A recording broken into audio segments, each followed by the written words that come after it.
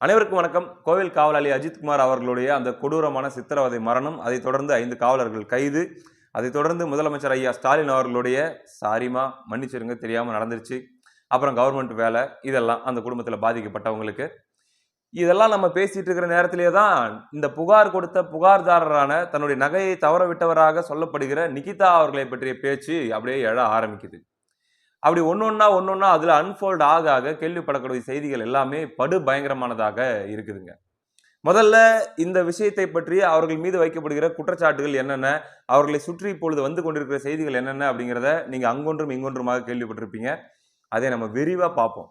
அதற்கு முன்னாடி நிகிதா அவர்கள் தன்னை பற்றி என்ன சொல்லுகிறார் அப்படின்றத நம்ம பார்க்கணும். இன்னும் அவங்க கைதெல்லாம் செய்யப்படல. அவங்கள கைது பண்ணணும், அவங்கள தான் முதல்ல விசாரிக்கணும் அப்படின்லாம் சொல்லி ஒரு பக்கம் மக்கள் இங்க கேட்டுட்டு இருக்கிறாங்க. ஆனாலும் இன்னும் கைதுக்கு உள்ளாகல. அவங்கள சில ஊடகங்கள் பேட்டி எடுக்குது. அதுல விகடனுக்கு அவங்க கொடுத்த பேட்டியில என்ன சொல்றாங்கன்னா, "நான்லாம் அவ்வளவு பெரிய ஆளாங்க. நான் ஃபோன் பண்ணி, நான் அழுத்தம் குடுத்து, அதுக்காக ஒரு விசாரணை பண்ணி, இப்படி ஒருத்தர டார்ச்சர் பண்ணி கொல்ற அளவுக்கு நான் என்ன அவ்வளவு பெரிய ஆளாங்க? எனக்கு என்ன அவ்வளவு செல்வாக்கு இருக்குதா? நான் ரொம்ப சாதாரணமான ஒரு மிடில் கிளாஸ் நபருங்க. ரொம்ப ரொம்ப மிடில் கிளாஸ் சாதாரணமான ஒரு ஆள் நானு. நான் போயிட்டு நகை காணோம் அப்படின்னு சொல்லி புகார் குடுத்துட்டு வீட்டுக்கு வந்துட்டேன். அவ்வளவுதான். அதுக்கப்புறம் ஒரு 2, 3 நாள் கழிச்சு காவல் நிலையத்திலிருந்து வந்தாங்க. வந்த உடனே ஓ நகையத்தான் மீட்டுட்டாங்களோ அப்படின்னு நான் நினைச்சேன். போனா அஜித்குமார் இப்படிதான் இறந்துட்டாருன்ற செய்தி கேட்டு நாங்களே குற்ற உணர்ச்சியில இருக்கிறோங்க. எங்கள போயிட்டு இவ்வளவு அழுத்தம் கொடுத்தோம். எங்களால தான் இது நடந்துச்சு அப்படின்லாம் சொல்றதே எங்களால தாங்கிக்கவே முடியல. நான் ரொம்ப சாதாரண இன்னும் சொல்லப் போனா நான் 2 லட்சம் ரூபாய் இந்த திமுக காரங்கிட்ட கொடுத்து ஏமாந்துருக்கிறேங்க. எங்களுடைய வீடு சரி பண்ற இந்த வேலைகளுக்காக எங்களுடைய லோக்கல்ல இருக்கக்கூடிய திமுக காரங்களுக்கு அங்க இருக்கக்கூடிய பதவியில் இருப்பாங்க இல்லையா அவங்களுக்கு 2 லட்சம் ரூபாய் கொடுத்து நான் பறி கொடுத்துருக்கேங்க காசை. அப்படின்னும் போது இந்த லெவல்ல தான் இருக்குது என்னுடைய நிலைமை. நான் போயிட்டு பெரிய லெவல்ல இருந்து பிரஷர் கொடுக்கறதெல்லாம் என்னங்க எனக்கு ஐஏஎஸ் அதிகாரி தெரியும், ஐபிஎஸ் அதிகாரி தெரியும், சென்னை தலைமை செயலகத்திலிருந்து அழுத்தம், டெல்லியில இருந்து அழுத்தம்ன்றதெல்லாம் ஒண்ணுமே இல்லைங்க அப்படின்னு சொல்லி அவங்க ஒரு ஸ்டோரி அவங்க பரிதாபமான முறையில சொல்றாங்க. வீடியோ பேட்டிலாம் கொடுக்குறாங்க. வீடியோ பேட்டிலாம் பார்த்தீங்கன்னா, அவங்க உட்கார்ந்துட்டு இருக்கிற இடத்த பார்த்தா ஏதோ மிக பரிதாபமான நிலையில அவங்க இருக்கிற மாரியான ஒரு இடம். அப்படியே அங்க இருக்கக்கூடிய அந்த வீடியோவுடைய பேக்கிரவுண்ட் ஒண்ணும் இல்லைங்க. ஒரு உதாரணத்துக்கு உங்களையே கேட்கிறேனே, நீங்க மிடில் கிளாஸா இருக்கலாம் அல்லது ரொம்ப ஏழ்மை நிலையில இருக்கிறவங்களா கூட இருக்கலாங்க. உங்க வீட்டுக்கு மீடியால இருந்து ஒரு பேட்டி ஏதோ ஒண்ணு உங்ககிட்ட கருத்து கேட்க வராங்க அப்படின்னும்போது, குறைஞ்சபட்சம் நீங்க என்ன பண்ணுவீங்க அப்படின்னா, உங்க வீட்ல 4 செவுரு இருக்குதுன்னா, அதுல 3 செவுரு டேமேஜ் ஆயிருந்தாலும், எந்த செவுரு கொஞ்சம் சுமாரா இருக்குதோ, அங்க தான் நீங்க உட்கார்ந்து கொஞ்சம் நீட்டா இருக்கும்னு சொல்லி நினைச்சு எடுப்பீங்க. இது ஒரு இயல்பு. ஆனா பாத்தீங்கன்னா, சில பேர் என்ன பண்ணுவாங்கன்னா, தன்னை மிகவும் பரிதாபத்துக்குரியவர்களாக காட்டிக் கொள்வதற்காகவும், தன்னுடைய நிலை ரொம்ப பரிதாபத்துக்குரியது அப்படின்னு காட்டிக் கொள்றதுக்காகவும், திட்டமிட்டே என்ன பண்ணுவாங்கன்னா, அவங்க உட்கார்ற இடத்திலிருந்து, அந்த ஃப்ரேம்ல இருந்து எல்லாமே ஒரு மாதிரி இருக்கிற மாரி பார்த்துப்பாங்க. அப்படியாகத்தான் இவங்க திட்டமிட்டு பண்ணாங்க அப்படின்ற மாரியான அந்த பேட்டிகளுடைய அந்த காட்சிகள பார்க்கிறவங்க அது ஒரு பக்கம் சொல்லிட்டு இருக்கிறாங்க. என்னதான் இருந்தாலுமே கூட, நிகிதா அவர்கள் சொல்ற இந்த அளவுக்கு, அதாவது நான் போய் சொல்லி அது ஒரு பிரஷரா மாறி வாய்ப்பே இல்லைங்க. நான்லாம் அவ்வளவு பெரிய ஆளே இல்லைங்க அப்படின்னு சொல்றாங்க இல்லையா? இந்த இடத்துல தாங்க லாஜிக்கலா மக்கள் ஒரு கேள்வி கேட்கிறாங்க. என்னன்னா, இங்க எல்லாருமே அல்லது பெரும்பாலானவங்க அவங்களுக்கு தெரிஞ்சவங்களாச்சும் அட்லீஸ்ட் காவல் நிலையத்துக்கு போயிட்டு வந்தவங்களாக இருப்பாங்க. எனக்கு தெரிஞ்சும் ஒரு ஒரு இந்த 1 வருஷத்துல தான் எனக்கு தெரிஞ்சு இதே கிட்டத்தட்ட 8, 9 பவுன் சம்பந்தப்பட்ட ஒரு விஷயமா எனக்கு தெரிஞ்ச ஒருத்தங்க காவல் நிலையத்துக்கு போயிட்டு புகார் குடுத்தாங்க. ஆனா, அந்த புகாரை அந்த காவல் நிலையம், அந்த காவலர்கள் எப்படி ஹேண்டில் பண்ணாங்க?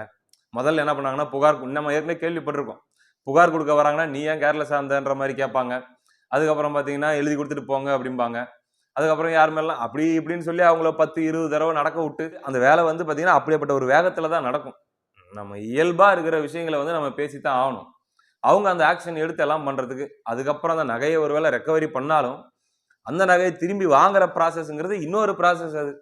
அது எல்லாருமே ஏதாச்சும் ஒரு விஷயம் இழந்து விட்டு அல்லது தொலைத்து விட்டு காவல் நிலையத்துக்கு போயிட்டு வந்தவங்களுக்கு எல்லாருக்குமே அந்த அனுபவங்கள் இருக்கும். நான் எல்லா காவலர்களையும் சொல்லல, எல்லா காவல் நிலையத்தையும் சொல்லல. பெரும்பாலும் இந்த அனுபவத்தை தான் எல்லாருமே ஷேர் பண்ணியிருக்காங்க, அனுபவிச்சிருக்காங்க. அப்படின்னும்போது எளிய மக்களுக்கு இப்படிதான் இது செயல்படுது. ஆனா இங்க இந்த நிகிதா என்கிற இந்த எளிய நபர், அவர்களுடைய கூற்றுப்படி அவர் மிகவும் எளிய நபர்.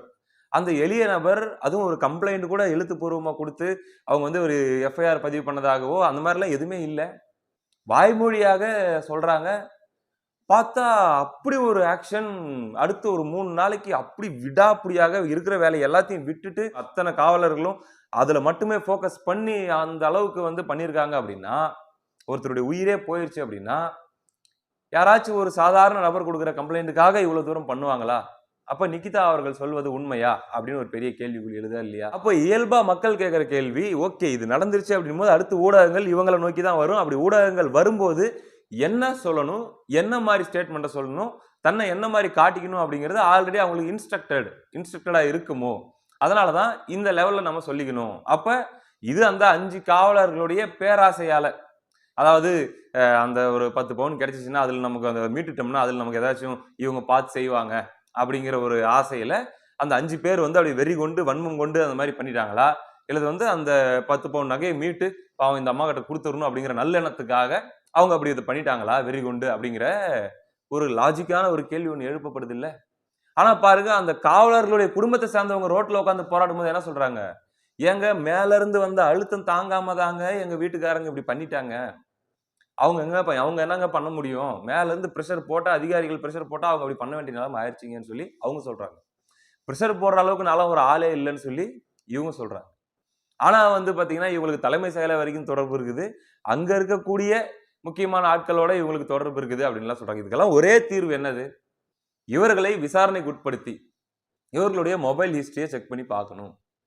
இவர்களுடைய யாருக்கு இவங்க பேசுனாங்க? அந்த குறிப்பிட்ட நாள்ல யார்கிட்டலாம் அவங்க பேசியிருக்காங்க? யாருக்கெல்லாம் கால் போயிருக்கு? இவங்களுடைய கால யாரெல்லாம் எடுத்து பேசியிருக்காங்கன்றது இந்த ஒட்டுமொத்த ஹிஸ்டரியும் இதனுடைய நெட்வொர்க்கிங் என்ன அப்படிங்கிறத விசாரித்து பார்க்க வேண்டிய கட்டாயம் இருக்கா இல்லையா? இவர்கள் நிரபராதியாகவே இருக்கட்டுமே. இது என்ன அப்படின்றத விசாரிச்சு பார்க்க வேண்டியது காலத்தின் தேவை அப்படிங்கிறது தான் மக்களுடைய கருத்தா இருக்குதுங்க. இது ஒரு புறம் இருக்க, தன்னை இவர்கள் இவ்வாறாக அடையாளப்படுத்திக் கொண்டிருக்க, இவர்களை பற்றி வரக்கூடிய செய்திகள், அது நம்மளுக்கு பார்த்தோம்னா, அட்டே சாமி அப்படின்ற மாரி. இது இப்ப இல்ல 14, 15 வருஷத்துக்கு முன்னாடி இருந்து.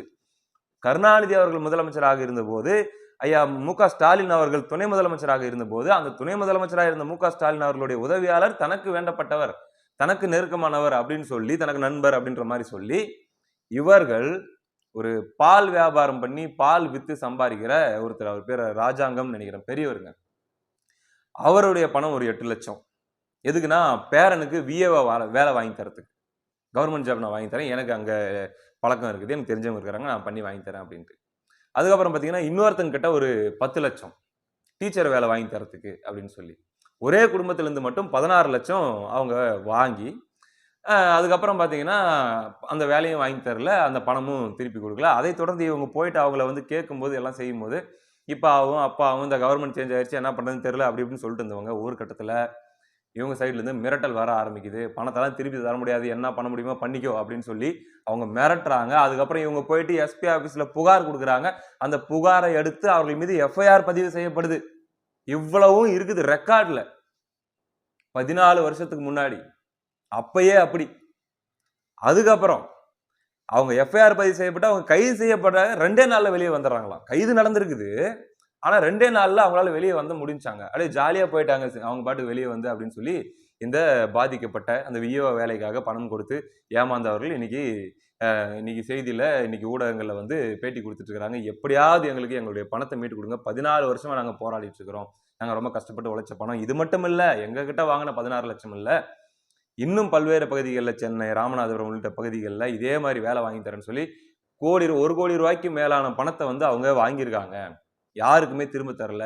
இதுக்காக கொண்டு போயிட்டு புகார் கொடுத்தவங்க பட்டியல் சமூகத்த சார்ந்தவங்களும் இருக்காங்க. அவங்களும் போய் புகார் குடுத்திருக்காங்க. அவங்க எந்த புகாரும் எடுபடவில்லை. அப்படின்னும்போது இவங்களுக்கு பின்னாடி பெரிய பேக்கிரவுண்ட் இருக்க தான் செய்யுது. இவங்க சொல்றதெல்லாம் பொய்யுங்க. இன்னும் சொல்லப்போனா, இவருடைய மாமா யாரு இந்த விஏஓ வேலைக்கு யாருக்கு வாங்கி தர்றதாக சொல்லி இவங்களுடைய தாத்தா கிட்ட இருந்து பணம் வாங்குனாங்களோ, அவங்களுடைய மாமா தான் இந்த நிகிதா அவர்கள் படிக்கும்போது அவங்க பிஎட் படிச்ச அந்த அந்த கல்லூரியில வந்து இவங்களுடைய ஆசிரியராங்க. என் ஸ்டூடண்ட் அப்படிங்கிற முறையில தான் அவங்க நம்பியிருக்காங்க. அவங்க கிட்ட இருந்து தான் அந்த 10,00,000 இவங்க வாங்குனதாக அவரு கண்ணுல தண்ணி விட்டு கதறிக்கிட்டு பேசுறாரு. செய்தி ஊடகத்துல பேட்டி குடுக்குறாரு. அழுவுறாரு. கையெடுத்து கும்பிட்டு கெஞ்சுறாரு. அந்த பணத்த மீட்டு குடுத்துருங்க. இந்த அம்மா ரொம்ப ஆபத்தானவங்க. இவங்க எங்கள மிரட்டியிருக்காங்க அப்படின்ற மாரிலாம் அவங்க பேசிட்டு இருக்கிறாங்க. இது அவர்களால் பாதிக்கப்பட்டவர்களாக சொல்லப்படக்கூடியவர்களுடைய ஒரு பாயிண்ட் ஆஃப் வியூவாக இருக்குது. ஆனா இங்க இவங்க தன்னை மிக மிக எளிய, பின்புலம் இல்லாத, நான் சும்மா போயிட்டு புகார்ன்னு தான் சொன்னேன். வீட்டுக்கு போயிட்டேன். அதுக்கப்புறம் என்ன நடந்துச்சுன்னே எனக்கு தெரியாது. பார்த்தா அந்த பையன் இறந்து போயிட்டாருன்னு சொல்றாங்க. எங்களுக்கே கில்ட்டா இருக்குது. அப்படின்ற மாரிலாம் இவங்க சொல்லிட்டு இருக்காங்க. லாஜிக்கே இல்லையே! இதுல சுத்தமா லாஜிக்கே இல்லையே! அப்படிங்கிறது தான் இங்க பெரிய கேள்வியா இருக்குது. அப்போ அதிகபட்சமாக அந்த 5 காவலர்கள் அந்த தாக்குதல்ல நேரடியாக ஈடுபட்டாங்க இல்லையா, அந்த அந்த 5 காவலர்கள் மீது நடவடிக்கை மிஞ்சி மிஞ்சி போனா இப்ப நிகிதா அவர்கள் வரைக்கும் இது வருமா அப்படிங்கிறதே இப்ப கேள்வியா இருக்கிற மாதிரி இருக்குது. இவர்களை விசாரணைக்கு உட்படுத்தி இவர்களுடைய அந்த உரையாடல்கள் அன்னைக்கு யார் யாருக்கெல்லாம் அவங்க பேசினாங்க, யார் யாரோடலாம் இவங்களுக்கு நட்பு இருக்குதுன்றது இவங்களுடைய ஒட்டுமொத்த கதைகளையும் விசாரணை செய்யக்கூடிய அந்த ஏஜென்சி வெளியே எடுத்தா மட்டும்தான் இதனுடைய ஒட்டுமொத்த அந்த சர்க்கிளும் ஒட்டுமொத்த நெட்வொர்க்கும் தெரிய வரும் உண்மையில் இவர்கள் நிரபராதிகளா என்று. இதுல பாருங்க, அந்த பணத்தை கொடுத்து ஏமாந்ததாக சொல்லக்கூடிய அந்த அண்ணா என்ன சொல்றாங்க, நாங்க 100 ரூபா கட்டா அந்த பணத்தை கொண்டு போய் கொடுத்தோம், 100 ரூபா கட்டல என்ன சில்லற காசு மாதிரி கொண்டு வந்து கொடுத்துட்டீங்க, 500 ரூபா கட்டா கொண்டாந்து கொடுங்க அப்படின்னு சொல்லி சொன்னாங்க. அதுக்கப்புறம் நாங்க அதை போய் கஷ்டப்பட்டு 500 ரூபா நோட் கட்டா மாத்திட்டு வந்துலாம் கொடுத்தோங்க. அப்படிலாம் பண்ண பணம் வந்து கடைசியில வராம போச்சு. கேட்டப்ப எங்களை மிரட்டிட்டாங்க அப்படின்ட்டு. அப்ப இவர்கள் கூற்று உண்மையாக இருந்தால் இவர்கள் ஒரு மிகப்பெரிய மோசடி பெருவழி. ஆளை வச்சு மிரட்டுற அளவுக்கு வெயிட்டான ஆளுங்களா இருந்திருக்கிறாங்க. வாய்மொழியா புகார் கொடுத்த உடனே அங்க ஒரு சிஸ்டமே பாஞ்சு அங்க ஒருத்தங்களை போட்டு பொளந்து ஆளை காலி பண்ற அளவுக்கு அங்க ஒரு சம்பவம் நடக்குது. இது எல்லாமே யதார்த்தமா நடக்குமா? இவ்வளோ யதார்த்தமா ஒரு விஷயம் நடந்திருக்க முடியுமா? அப்படிங்கிறது தாங்க இன்னைக்கு அப்படியே தொக்கி நிக்கிற கேள்விகளாக இருக்குது. இது எல்லாத்துக்குமான பதில் சிபிஐ கிட்ட கொடுத்துருக்கிறதாக சொல்றாங்க. அவங்க வந்து இந்த விசாரணை எடுத்து எப்படி கொண்டு போய் என்ன மாதிரியான விவரங்கள்லாம் இவங்க சேகரித்து எத்தனை காலத்துக்கு இந்த விசாரணை நடத்தி வெளியே கொண்டு வர போகிறாங்க அப்படிங்கிறதெல்லாம் அந்த ஆண்டவனுக்கு தான் வெளிச்சம். பொறுத்திருந்து பார்ப்போம். அடுத்த காணொளியில் சந்திப்போம். நன்றி.